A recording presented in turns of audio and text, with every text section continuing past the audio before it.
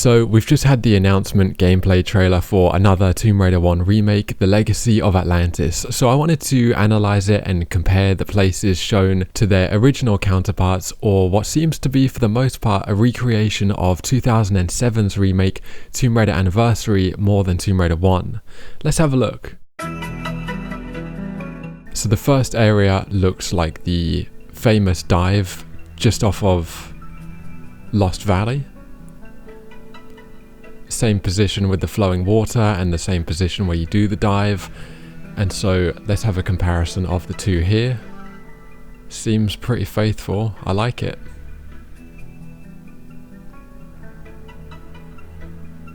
And then this overlook I thought was Lost Valley, but actually that looks like it might be a really exaggerated real life version of Vilcabamba compared to the village entrance we got in the original. They might just be expanding it massively, but it could just be a backdrop in the valley, who knows.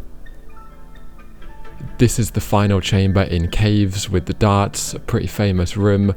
Resembles Anniversary's version a little bit more though, but I think it looks great and the art style is much better in the remake as in the second remake. Here's a comparison.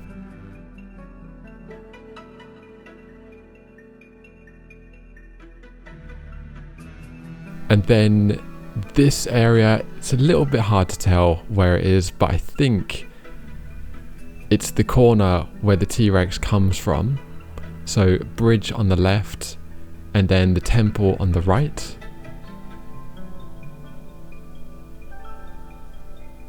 So the temple exterior is different, but the temple interior originally did have a waterfall. So they might have just brought the waterfall to the exterior and maybe the temple itself is hidden inside. This grapple swing looks like a place in Anniversary specifically, namely here. You've got the same wooden platform that Lara lands on.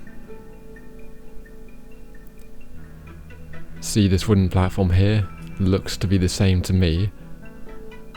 And then to the left, you've got what looks like a grapple point that you would shoot down to possibly break the bridge, similar to what you do in Anniversary. So I think it is this same location. And then also in this location, you've got some cogs that you can swing on. So I think they've replicated it here. I think it looks like the same place, mostly, maybe redesigned, but what do you think? This, I can't tell exactly where it is. It could be the main bridge from the valley, but it looks like it's a cave area, so it's hard to say. This looks like a really embellished version of one of Anniversary's Tomb of Qualopec trap corridors. Looks really cool though. And this is the boulder that chases you after you pick up the Skion. But I think it's going to have the exit be up here and the escape is going to be above ground, so it's going to resemble Anniversary's Tomb of Qualopec more. If you look at this comparison, I think this is the path you'll take. And this room I'm not completely sure on, but because of the stump and what looks like it may be an exit, I think it could be this random room from the original caves. This I don't recognise at all, probably in caves though. Nor do I recognise this. Could be any path to a cog. This might be the bridge room, but we don't see any bridges, but they are highlighting a wolf encounter. And this is the last temple in the city of Vilcabamba, but it looks like it's really styled after Anniversary's version, but just this new remake seems to have a better art style once again, thankfully. And it seems to lead into, well, it would lead into Lost Valley, but it could lead into a completely new area. And here's the opening dart corridor in caves, slowed down for you. And here it is compared to the original. I think it looks amazing, to be honest. Really, really well embellished, visually flourished, looks great. And here's the outside, and it looks like there's going to be A platform and a grapple point and another platform, just like Anniversary had.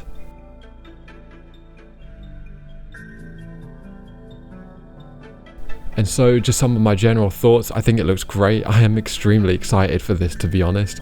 One of my gripes with Anniversary was how it cut more than it added and expanded. But I think in the days of games being criticized for being too long, grindy and bloated, I think there's less of a risk of too much being cut. We'll see. It's nice to see the community come together and be in agreement and, dare I say it, unified for once. This is what happens when you move towards the roots of the franchise. It's not a surprise. Alex Regan is the new voice and she sounds absolutely fantastic. Better than Shelley and Keeley in my opinion, and obviously better than Camilla's nasty, shrill, ear-splitting Americanized voice. Alex has a deep but smooth voice with a nice texture, similar to Gemma Arterton, who I've always wanted to voice Lara. With the right direction, I think Alex will be brilliant. I think Lara looks great, not perfect, but certainly the best since Angel of Darkness. So this is going to be co-developed by Polish studio Flying Wild Hog, who I would suspect are the lead studio while Crystal Dynamics develop Tomb Raider Catalyst. The only game I've played of theirs was Evil West, which was extremely okay. You know when linear games give you branching paths and you choose the one which looks less obvious so you can explore before being stopped from backtracking if you go along the main path?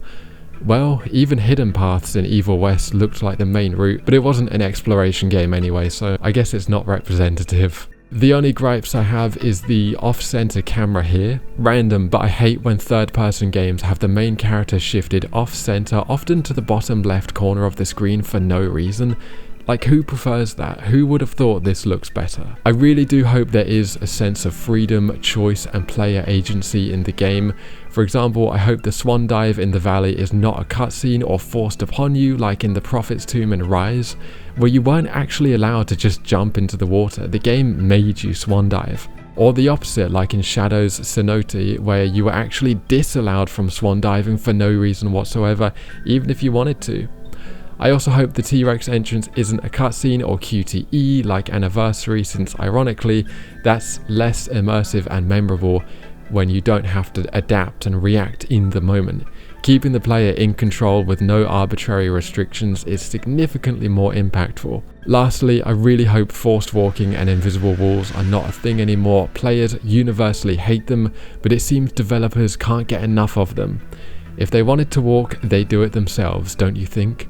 Regardless, it does look great. I'm still really excited. What do you think? Could you work out where those places I couldn't match were from? Either way, this is Seth McKenzie. Thank you so much for watching.